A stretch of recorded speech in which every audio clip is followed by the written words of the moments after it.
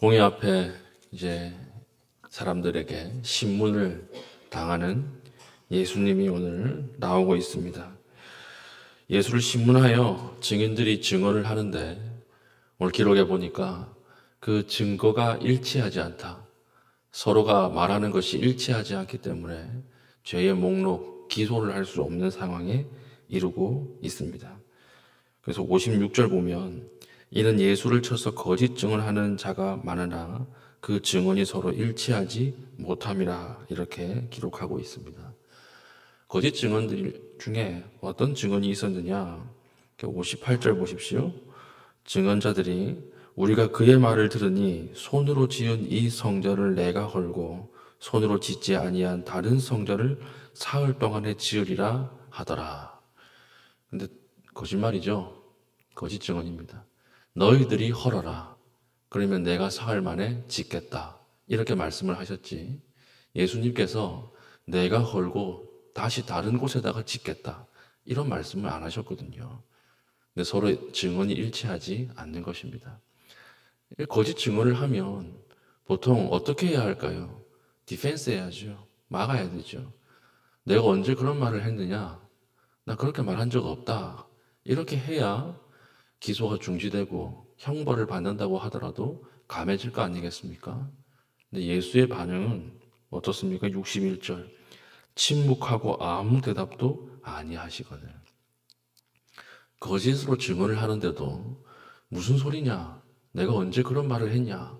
이렇게 자기를 변호하는 것이 아니라 침묵하고 아무 대답도 하지 않는다는 것입니다. 그러니까 60절에 대제사장이 갑갑해가지고 너는 할 말이 없냐? 이렇게 말할 정도로 침묵하셨다라고 하는 것입니다.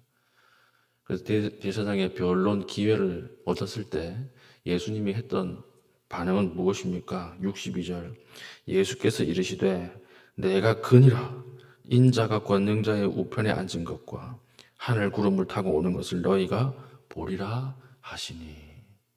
지금 예수님이 하시는 말씀 변호가 이렇게 나가면 안 되는 거죠. 이건 종교 지도자들 대제사장에게 불난 집에 기름을 뿌리는 격입니다. 지금 대제사장이 뭐라고 물어봅니까?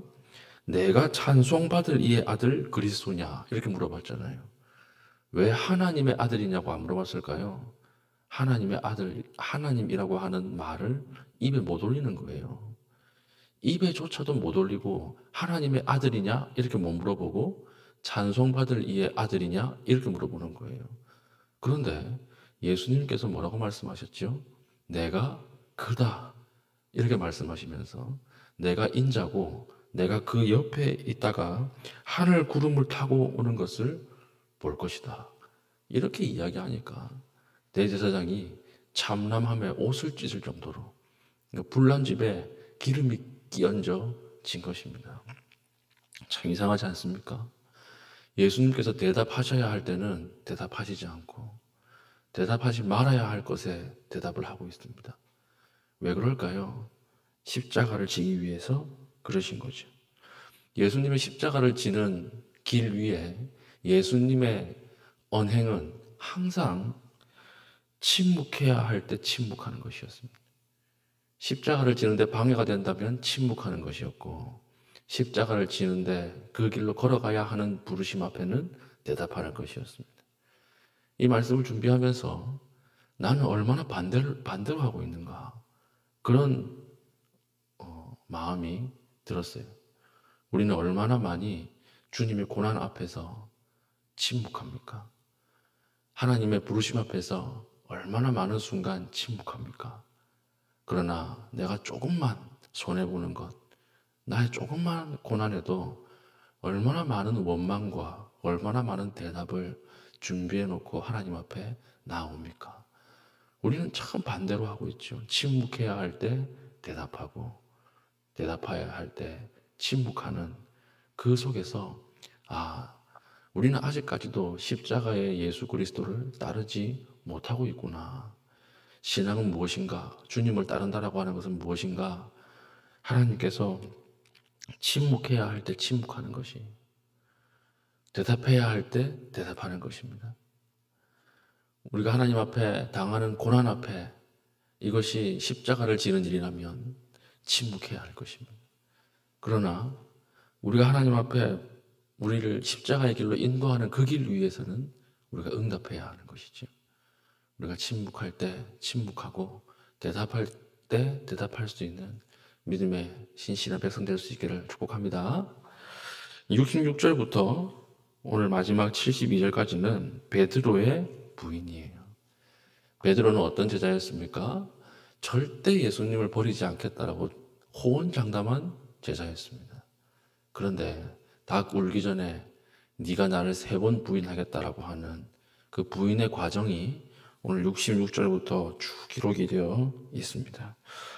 어떻게 이렇게 호언장담했던 제자가 예수님을 버릴 때는 참 다른 사람보다 더 많이 부인하고 마지막에는 저주까지 했을까요? 여기 단서가 오늘 본문에 나와요. 54절 보십시오. 베드로가 예수를 멀찍이 따라. 멀찍이 따라. 따랐는데 성경은 아주 예리하게 기록하고 있죠. 따랐는데 멀찍이 따라. 우리도 예수 그리스도를 믿는다고 어디에서 나가서 종교인이라고 이야기를 하고 기독교인이라고 이야기를 하지만 우리 순간순간 예수 그리스도를 배반하지 않습니까? 그건 다 어디서 오는 것일까요? 오늘 54절이 멀찍이 따라. 주님과 나 사이에 내가 주님을 따라갈 때는 주님과 나 사이에 아무것도 없어야 돼요. 중간에 뭐가 끼어 들어오면 그때부터 주님의 등이 안 보여요. 주님의 등이 안 보이고 그 앞에 게 보여요. 주님의 등을 가리고 있는 것이 보입니다. 동창회를 갔다가 오면 내 마음이 항상 흔들리죠.